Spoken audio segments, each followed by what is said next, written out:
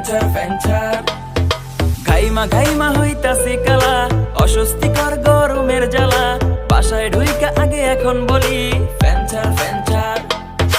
যখন শুনি ভাই কারেন্ট নাই, মাথা আমার ঠিক থাকে না ভাই, ঝাড়ু লইয়া মা দৌড়ানি দেয়, বলে আগে গোসল কর।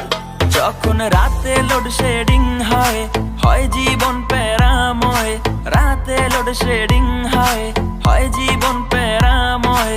চুপি চুপি মশার দলে সে ডিজে গান শোনায় গা ঘেঁষে।